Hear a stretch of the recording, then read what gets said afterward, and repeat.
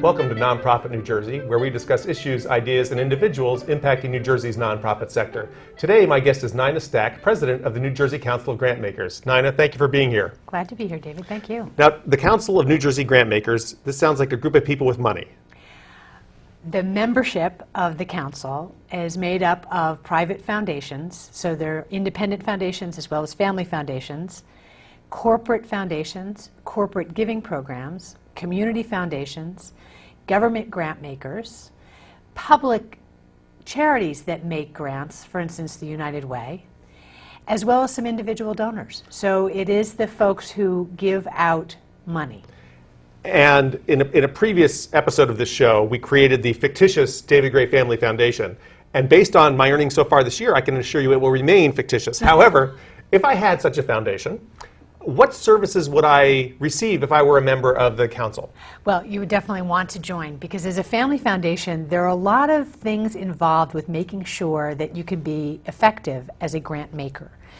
Your attorney and your financial advisor can help you set up the foundation, but they're not going to help you connect with folks who are very experienced with the issues, who are experienced with the good governance practices for family foundations.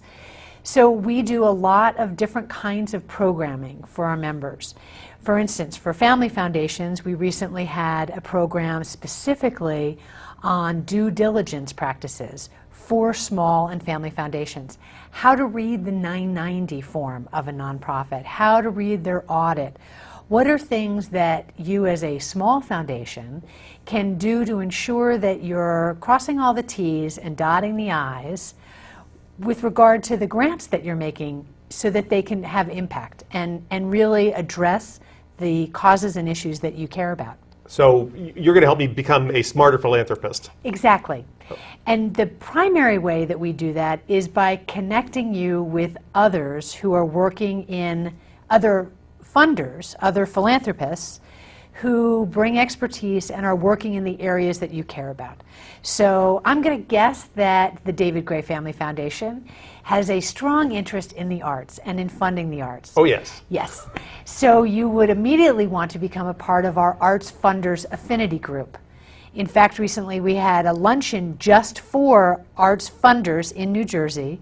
We were really fortunate to have a national speaker come in, actually two national speakers come in and talk about trends that they're seeing in the field, specifically among arts grant makers. Now, most of the giving, and I think if I remember the statistics, something like 80% of the giving that happens is from individuals. Well, that's a key thing. So many people feel like, you know, if you can hook some foundations to support your organization or corporations, then you're going to be all set. The truth of it is that only about 11 or 12% of all private giving comes from private foundations, and only about 6% of private giving comes from corporations.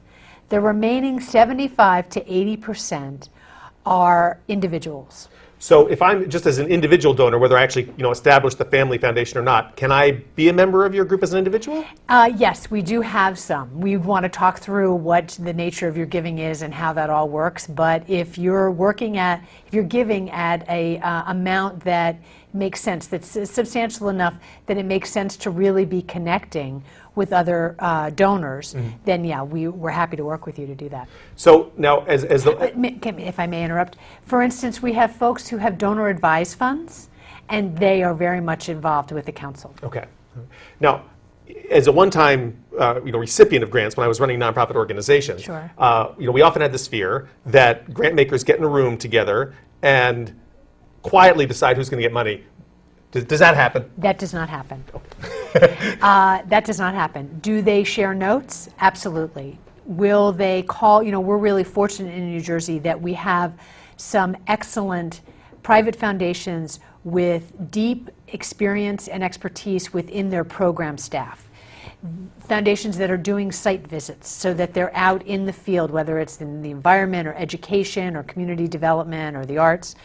And so smaller foundations, and this is one of the other benefits that the council provides to our smaller and family foundations, they can call up, because they've got a relationship through the council, they might call a program officer at the Dodge Foundation or the Victoria Foundation and ask about a potential grantee or applicant to just get an understanding from their perspective, because the Dodge or Victoria have done a site visit where for family foundations often there is no staff, and it's a family member who's working full-time, and the family doesn't have the resources in terms of staffing to go out and do those kinds of site visits. Now, you also are the board chair of the Forum of Regional Associations of Grantmakers. So yes. in fact, there, as I understood, 35 organizations similar to the New Jersey Council nationally. We are one of 35 regional associations. Some of them are statewide, like we are here in New Jersey. Some of them are citywide. So in New York City, there's something called Philanthropy New York. In Philadelphia, it's called Delaware Valley Grantmakers. Other statewide include the Michigan Council on Foundations, the Minnesota Council on Foundations, the Ohio Donors, Ohio Grantmakers Forum. And then there are also regional, multi-state regional associations. So the Southeastern Council on Foundations, which I think has 6 states that they cover, or Philanthropy Northwest, which covers 5 states, including Alaska, Wyoming, Montana, Washington State. Now, there was, I noticed a distinct lack of an association in Hawaii, and I'm available. If you want to start an association in Hawaii, call me. What a great idea. I just noticed that on their website. But having said that, so you are oftentimes at a national level hearing what's going on. So part of the reason that I invited you here today, aside from the fact that you're just a wonderful guest and a wonderful person, is that you're also a canary in a coal mine. That the things that are, it's not that, things that are on grantmakers' minds today, I'm guessing many of us will be responding to in the future. So for example, when I first got involved in New Jersey philanthropy, 10, 12 years ago, people were talking about assessment, and sure enough, very shortly thereafter, we were all doing assessment rubrics. 5 years ago, everyone was talking about sustainability, and now we're either going green or talking about how our organization is going to be sustained. And so I guess the broad question is, what kind of things are on the minds of the grantmakers today that we should probably be thinking about because they're coming? Great question. There are 2 things that come to mind. One that's very practical in terms of running an organization, and 2 in terms of the vision and mission for a nonprofit organization. The first, in terms of the practical, logistical things, I think that how there are an enormous number of nonprofits, and funders are recognizing, particularly given the crash of 2008, everyone is still kind of reeling from that, although the endowments have come back, so their giving is coming back a bit more, but it's still going to be many years before it comes back to the level that it was. Funders are really looking to see if it's feasible and how their grantees can align their work, if not merge, but how they can align and complement their work with others who are doing similar kinds of work. So it may not be duplicative. That's a situation where you want to think about merging. And funders are very aware of that now when they're supporting groups that are doing duplicative work. But where they're doing complementary work, and so how they might be able to work more effectively together in a shared service sort of model. They may remain 2 separate entities, but there may be ways that they can share services. But if this is in part a sort of financially driven issue for the grant makers, as in we can't fund everyone at the level we used to, is the expectation that whatever programmatic sharing one can do, you're going to seek to find some financial efficiencies through that, or is that not necessarily a requirement for trying to find a way to work more together?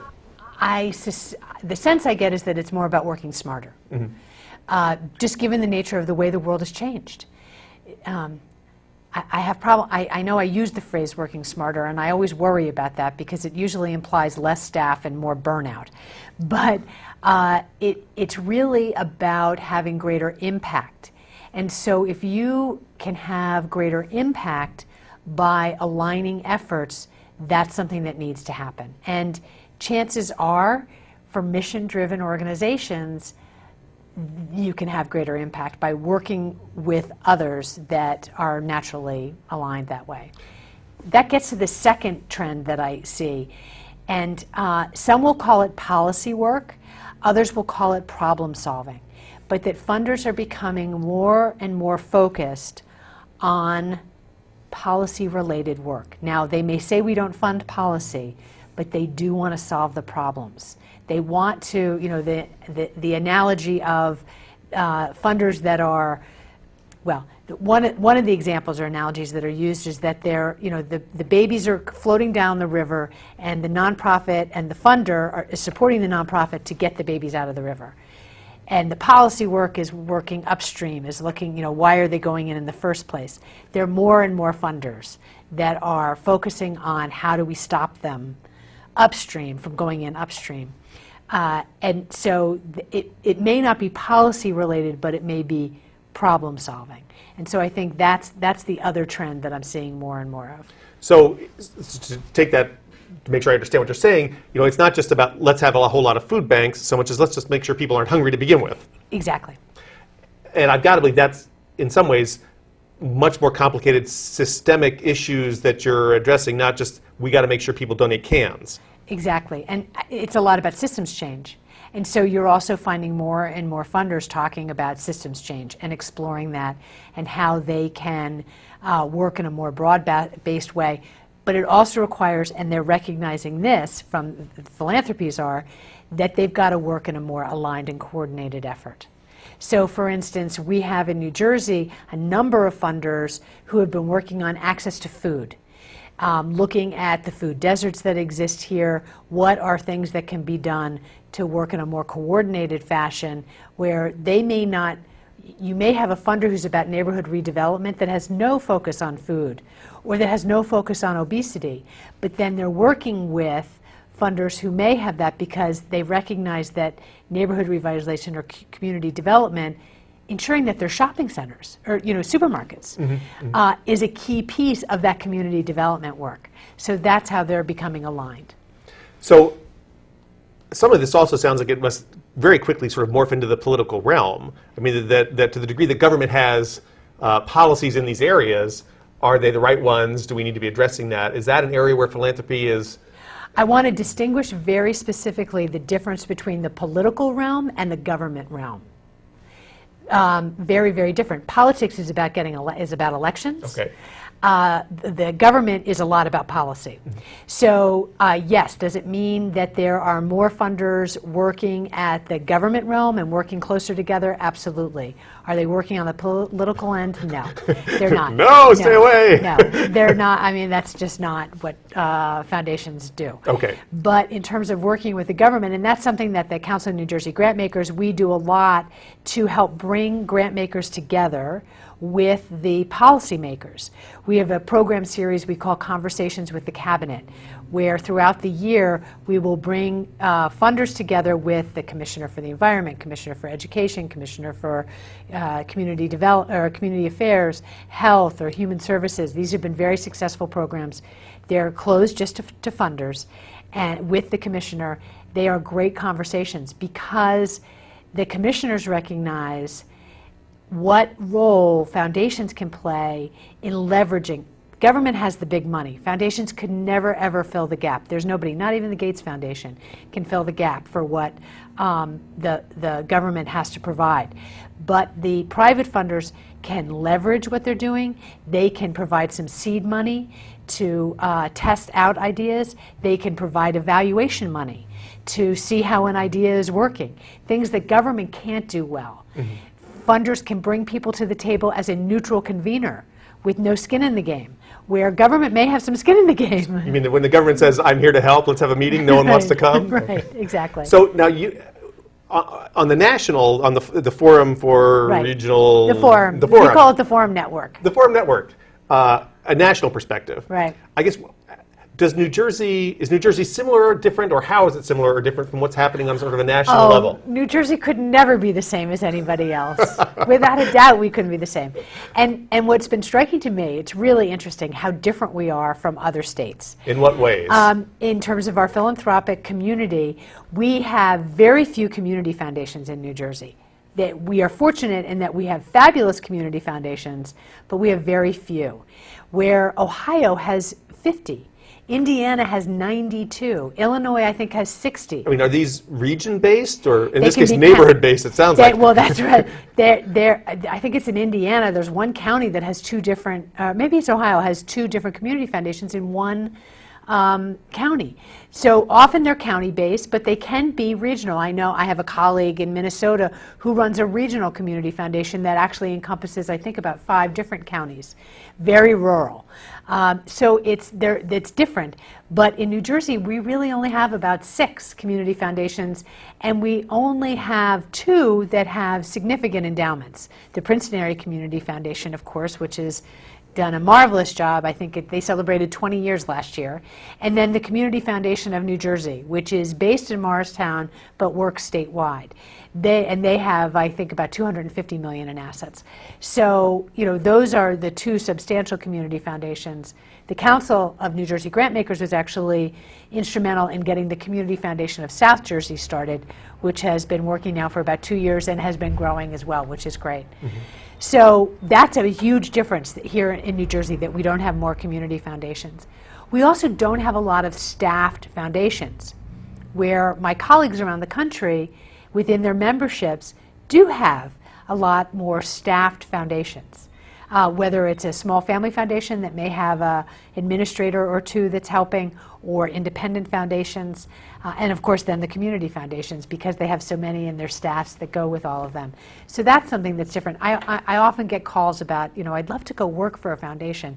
We have very little turnover among foundation staff in New Jersey, because we don't have many. Well, is that because we work smarter? Or is that because you can't pay someone $25,000 a year and expect them to have a job here in New Jersey? For foundations, neither of those are the case.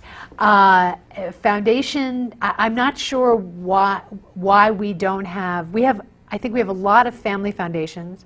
We have a lot of family foundations that are actually often run out of an attorney's office.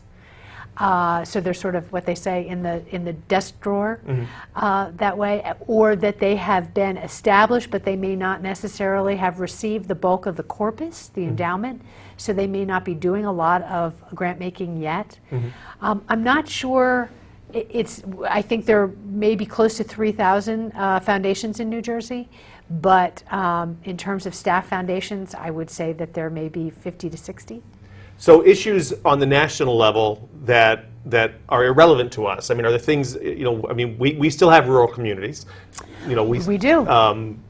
What kind of things are going on, in Minnesota that should be on our radar screen, or are there not, not work that way? It doesn't work that way. I think we have all the same issues that funders are looking at elsewhere. We have immigration, and we have poverty. We have children that are in great need.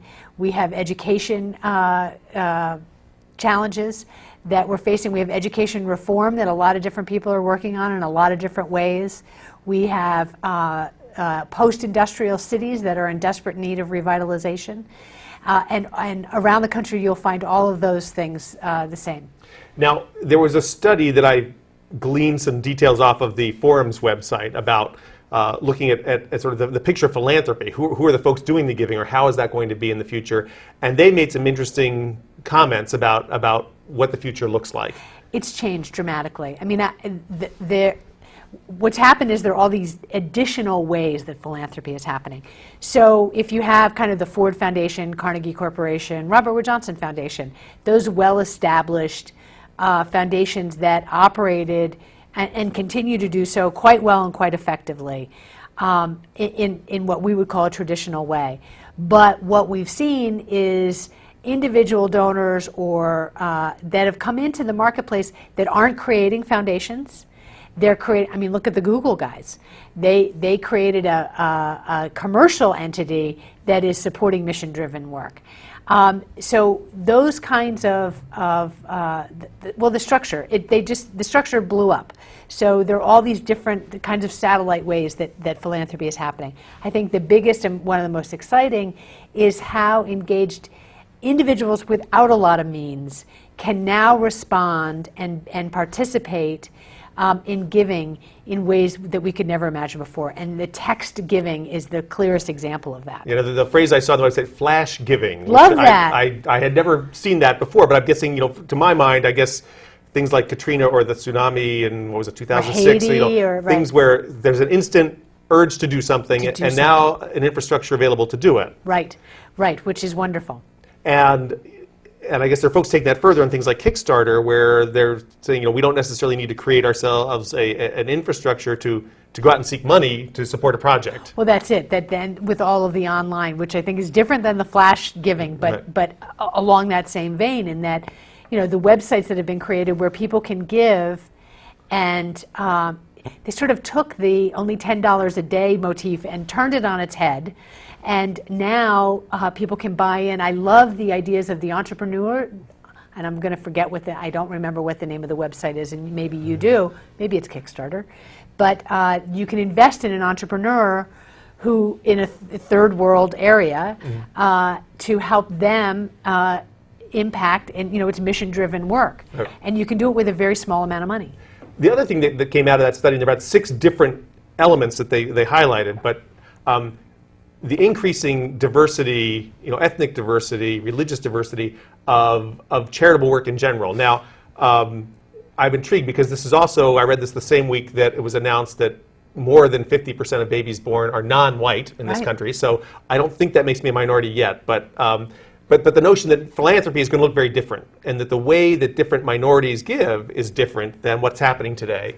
Yeah, giving has, as I say, it's completely exploded. One of the interesting things that that's come about are the idea of giving circles, and these can be formed around anything. I mean, they can be neighbors on a street block, they can be folks within the same church, or, you know, however they come together. There's a great giving circle up in Bergen County, Women United in Philanthropy. They're working through the United Way, and there I think it's $1,000 a year commitment, and they've got, well, they're giving away thousands and thousands of dollars every year to causes that are working with women in Bergen County to help improve their lives.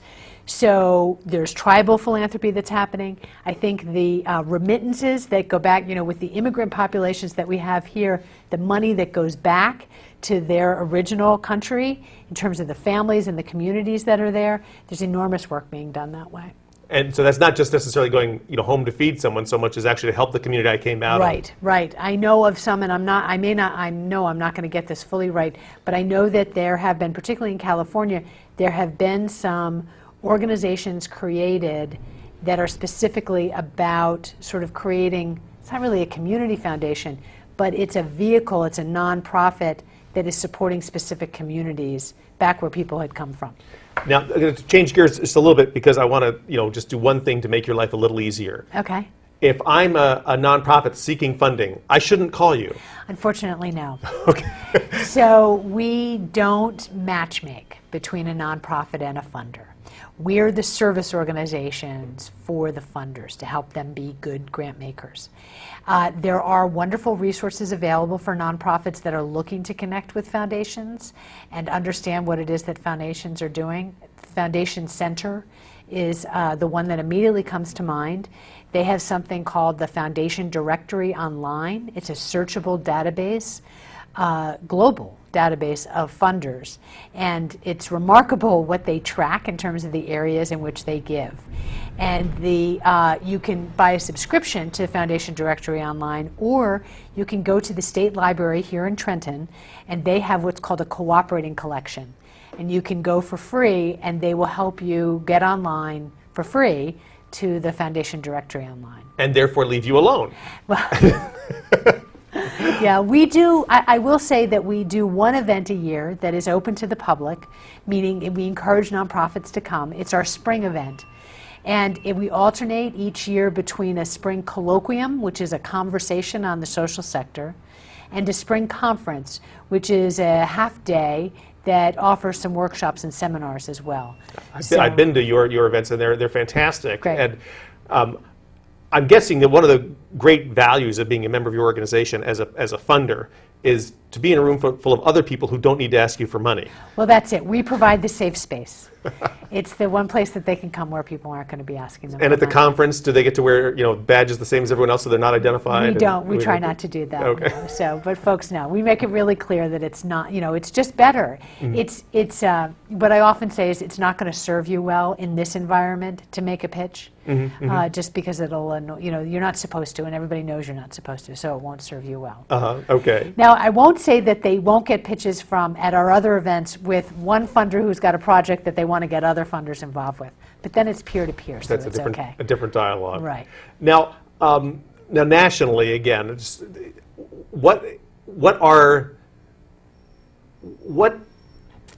is funding going to look like? I just had this fantasy that 10 years from now, I start my nonprofit, and I'm not going to go to Ford Foundation. I'm going to be going to the Wang Family Trust. I'm going to be going to, who am I going to? How am I going to seek? I'm going to be online. You're going to do all of those things. You're going to use social media to help you in very significant ways. You're going to make sure that people can go on your website and can give there. You're going to be working a lot more with individuals. So that's the piece of it, of how you harness your individual supporters, the people that care. I'll go back to the arts analogy, and we always talked about how do you get the single ticket buyer to become the subscriber, to become the volunteer, to become the annual fund donor, to become the major gift donor, to become the legacy donor. So it's a lot of that. It's cultivating those relationships and finding the ways, in meaningful ways, that you can connect with individuals. Now, there's also an increase in the number of sort of analytical tools and websites like GuideStar and the others that sort of giving donors potential information about who they want to give money to. Right. Now, there's been some, like Charity Navigator is another one, but there's been some criticism as to whether these groups, whether their analysis is correct or representative, and are your members attuned to what's going on in that realm? Our members are, because they're smarter. They care about how much is being spent on programs. More and more our members are getting the picture that it can't just be about what you spend on programs. And I'm really glad you brought this up, because nonprofits, to do the work that you want them to do, have to have some money for their operations. You can't just fund the project or the specific program. You've got to include at a minimum, some indirect funding that goes to have the lights on and the computers and pay for the email exchange server the way any business can. It's impossible to, because if you don't provide that, then the chances are the nonprofit is actually they're going to have to get it funded, which means the numbers you may be getting probably aren't as accurate or comprehensive as you would like. The other piece that I'll talk about, so several years ago we did a workshop for our members talking through the 990 and the audit, and we had a fabulous guy leading the workshop talking about the audit and how important it is, and that if the nonprofit doesn't have good financial information, that affects everything. But an audit costs money. So that's not a project expense. That's an admin general operating expense. $5,000 to $10,000 at a small organization. Exactly. So one of my members in that said, "Oh, we get terrible financial reports from this one grantee. It drives us absolutely nuts." And within about 3 minutes, in a different conversation, she said, "Oh no, we only provide project support." And I turned to her and I said, "Do you see the correlation now between the bad financials and the fact that you only provide, bad info in, junk out?" That's what's going to happen. Now, I'm afraid I have to stop you there, but it's important. You got to fund the general operating support. This is David Gray with Nina Stack from the New Jersey Council of Grantmakers. This has been Nonprofit New Jersey. Thank you very much.